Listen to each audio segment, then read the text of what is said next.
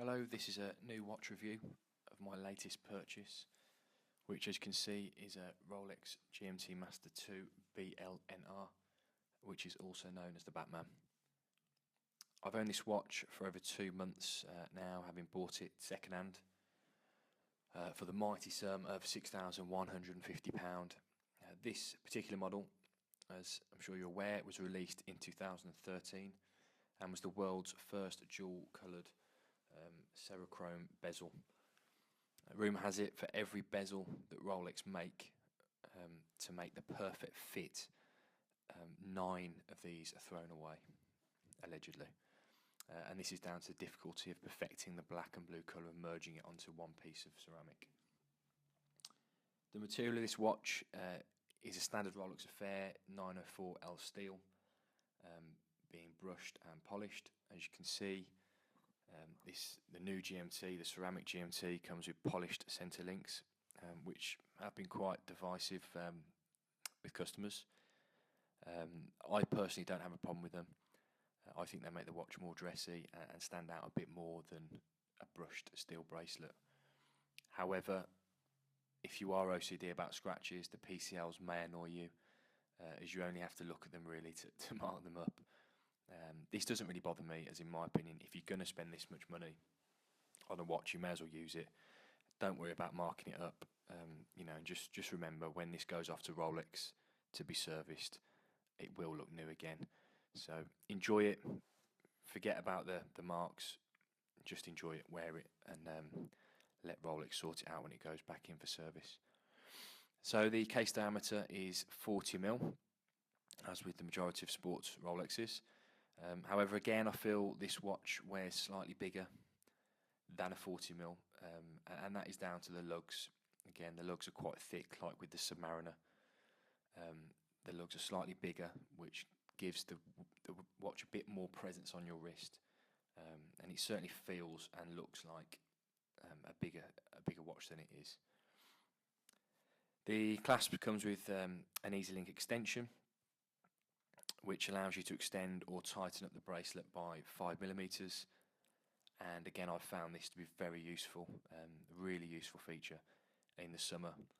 When your wrist swells, you can loosen it off. Alternatively, in the winter, when your wrist is small, if it's cold out, you can tighten it up by 5mm. This feature is also on the Polar Explorer. Obviously, it's not as good as the feature on the Sea Dwellers, Submariners, and Deep Sea, the Glide Lock, but it's pretty good.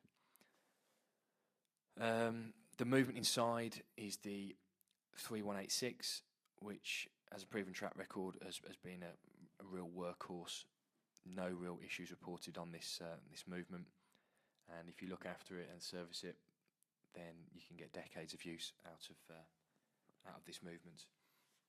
When you buy these new, you'll now receive a 5-year warranty from Rolex, with a recommended service interval between 7 and 10 years, which I think is pretty fantastic. When I bought GMT Master 2 black bezel in January 15, and the watches only came with a 2-year warranty, and that changed, I believe, in June 15 when it went to a 5-year warranty. And any watches bought before that date in 2015 were given an extra year on top, so three years. Right, the bezel is unidirectional and clicks 24 times, which allows you to track a second or even a third time zone, which is very useful if you're travelling the world and you want to ring loved ones, or you want to keep track of different time zones. The origin of this watch obviously stems back to the 50s when it was first made, and this was a favourite of Pan Am pilots in the States.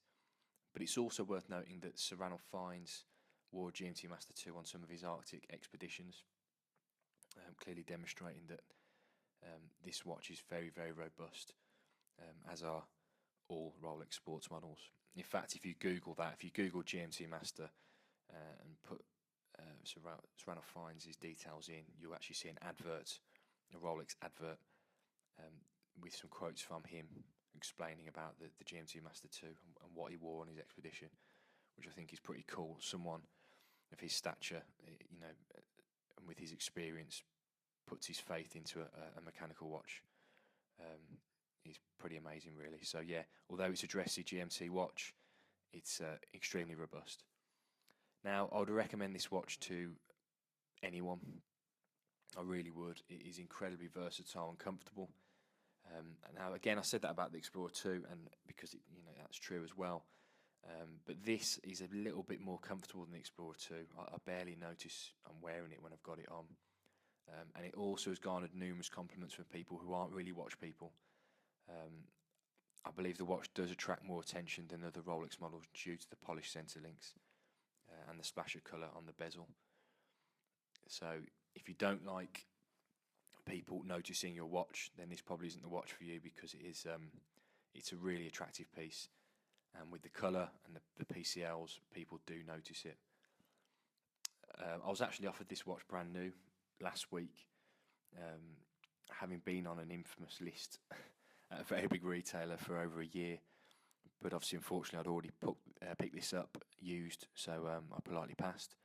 There are strong rumours going around that Rolex will introduce another steel GMT model with perhaps a red and black or a red and blue bezel being released, like the infamous, the famed Pepsi and Coke bezel in stainless steel.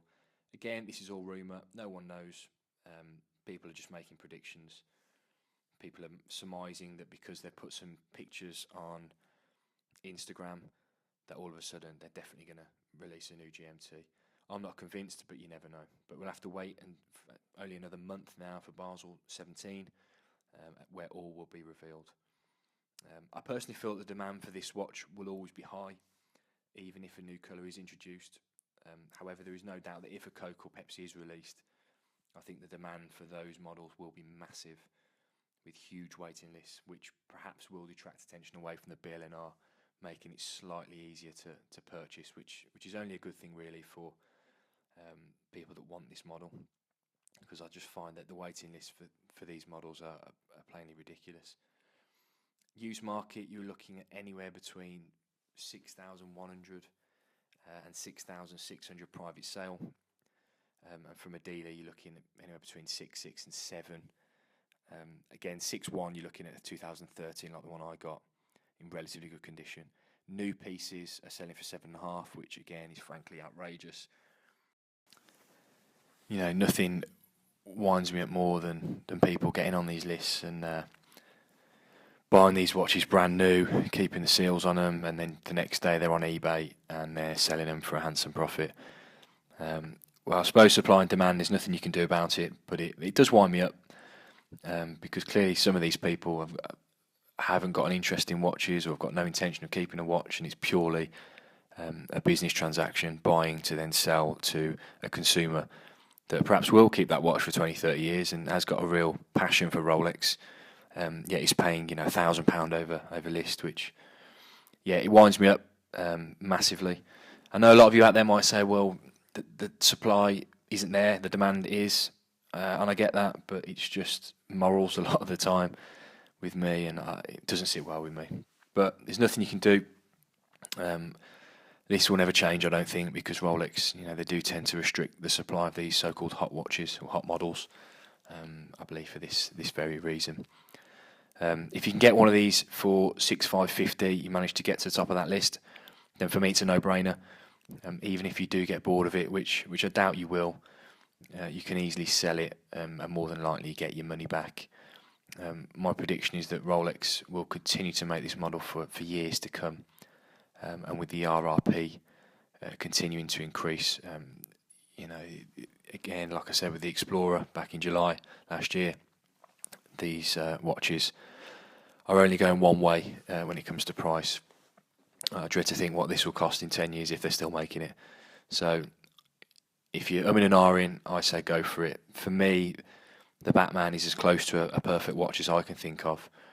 It's got the water resistance, as long as you're not properly diving, you can certainly take this in the sea and swim with it. It's dressy, smart casual, it fits all occasions. You've got that lovely bit of colour on the bezel, you've got your date, your GMT function, so it has got it all really. So once again, hats off to Rolex for making yet another fantastic watch, another fantastic cult classic. no doubt, in years to come. I have put some pictures on here in a moment, which show the watch in sort of different environments. Again, you can see there the difference between the Explorer 2, and I put the side by side there on my wrist, comparing the two sizes. I think they complement each other quite well, actually, those watches. There's me having a bite to eat. I think in a moment I've taken one while I was out having a beer with some pals. Nice beer, that is. But yeah, it looks lovely, you know. But again, it will attract attention because it is quite blingy, which I personally don't mind. That's me out having a curry, I think. Yeah, it was. So as I say, strap that on, whatever you're doing, going out for a meal, going out with some beers with your pals. I wear it to work. You'll see in a moment me commuting to work. So, you know, this watch has it all. And again, like the Explorer 2, if you want one watch that is going to serve you well in most, if not all, environments, then this is the watch to go for. Hats off to Rolex once again. They've outdone themselves yet again. Thanks for watching. Like if you like the video, and subscribe if you haven't already. Thank you.